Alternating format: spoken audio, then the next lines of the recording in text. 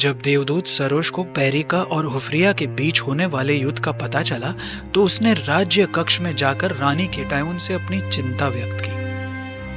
पेरिका भी हरमाइनी की तरह बहुत शातिर है। वो हुफ्रिया के साथ छल कर रही है। ये युद्ध बेकार है केटायून। देवदूत सरोज, आप और मैं भी तो रहेंगे हुफ्रिया के साथ इस युद्ध में। अफसोस कि मैं सिर्फ उसी रानी के साथ हो सकती हूँ जिसके चेहरे पर फार हो, और तुम तो सच जानती हो केटायून। कक्ष के बाहर खड़ी हुफ्रिया ने उनकी बातें सुन ली थी। उसने भीतर जाकर बड़े ही दुख के साथ पूछा, इस महल में और कितने रहस्य है जो दफन है माँ? हुफ्रिया, तुम देवदूत सरोज की बातों पर। बस माँ बस, कितने सच छुपाओगी हमसे? देवदूत सरोज, बताइए किस सच की बात कर रही थी आप? देवदूत सरोज को न चाहते हुए भी फार का सच हुफ्रिया को बताना पड़ा। हुफ्रिया का मायूस चेहरा देख रानी केटायून ने उसके कंधों पर हाथ रखते हुए कहा, हुफ्रिया, मैंने आपको एक रानी की तरह तैयार किया है। मुझे आप पर पूरा भरोसा है। पर हमें अब आप पर बिल्कुल भरोसा नहीं रहा माँ। हुफ्रिया ने रानी केटायून के हाथों को झटक कर कहा और क्रोध में राजकक्ष के बाहर चली गई। सूर्य ग्रहण वाले दिन युद्ध की तैयारियां हो चुकी थी। कयोमर्ज ने हुफ्रिया को आशीर्वाद देते हुए कहा, हुफ्रिया, आज वो दिन आ चुका है जब तुम्हारी बहन की आत्मा को मुक्ति मिलेगी। जब वो दुष्ट पेरिका तुम्हारे सामने खड़ी हो तो भूलना मत कि तुम्हारी बहन के शेष भी नहीं मिले थे। पृथ्वी से उसका नामो निशान मिटा दिया था उस हरमाइनी ने। जाओ और तुम भी उस पेरिका का नामो निशान मिटा दो। हुफ्रिया, जिसका नन्हा प्यारा चेहरा देख महल की राज ज्योतिष मेगस ने रानी केटायून से कहा था, हुफ्रिया, प्यार से भरा है इसका दिल, ये जर्शिया को भी प्यार से भर देगी। आपकी हुफ्रिया। उसी हुफ्रिया का चेहरा आज क्रोध से लाल था। उसकी नथुनें फूल गई थी और आंखों में खून उतर आया था। साइरस ने दूर कोने में खड़े होकर हुफ्रिया को जाते देखा और दूर ही से आशीर्वाद दिया। देवदूत सरोज विवशता से उसे जाता देखती रही। रानी केटायून युद्ध पर जाने के लिए तैयार थी, पर हुफ्रिया ने उन्हें रोककर कहा, इस युद्ध की चुनौती हमने स्वीकार की थी रानी माँ। आपका दायित्व नहीं है ये। और फिर आप ही ने तो कहा था कि आपने हमें रानी की तरह तैयार किया है। आपको हम पर पूरा भरोसा है, तो निश्चिंत होकर हमारे लौटने की प्रतीक्षा करें।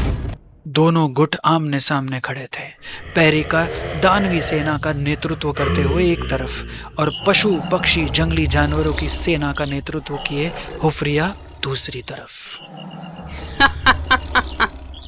ये है तुम्हारी सेना, पशु पक्षी और ये जंगली जानवर।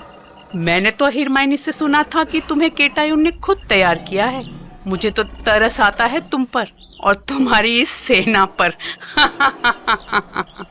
थोड़ी सहानुभूति बचा कर रखो पेरिका, काम आएगी जब हमारी ये सेना तुम्हारी इस कमजोर दानवी सेना को धूल चखा देगी।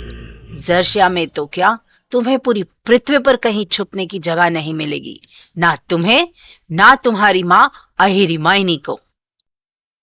ग्रहण आरंभ हो चुका था। सच्चाई और बुराई के बीच युद्ध भी। पशु पक्षी और जंगली जानवर हुफ्रिया के एक इशारे पर पेरिका की दानवी सेना पर टूट पड़े।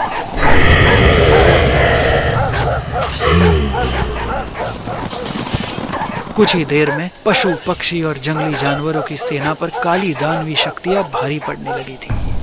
बदले और क्रोध से भरी हुफ्रिया ने अपनी सेना को लाश का ढेर बनता देखा और वो एक भेड़िए की तरह पेरिका की तरफ बढ़ी। पेरिका अपनी काली विद्या का जादू कर पाती उसके पहले ही हुफ्रिया ने पेरिका के शरीर को बीच से चीरकर एक ऐसी चित्कार लगाई जिसे सुन हरमाइनी भी दंग रह गई। दानवी सेना ने घुटने टेक दिए। देवदूत सरोज ये देख हैरान थे। बेबस और लाचार हरमाइनी अपनी पेरिका के शरीर के दो हिस्सों को तड़पता देखती रह गई।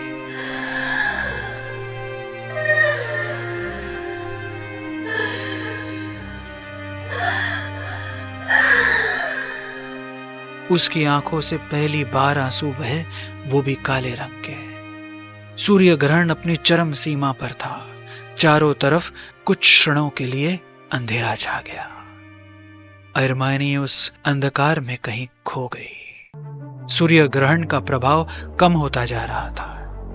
एक तरफ काली दुनिया और बुराई का खात्मा हो रहा था और दूसरी तरफ जर्शिया की प्रजा इस बात का उत्साह मना रही थी कि अब पृथ्वी पर सिर्फ अच्छाई का परचम लहराएगा। जर्शिया की प्रजा को यह लगा कि स्पेंता अरमाइटी की पृथ्वी पर से बुराई हमेशा हमेशा के लिए मिट चुकी थी। पर क्या सच में बुराई का खात्मा हो चुका था?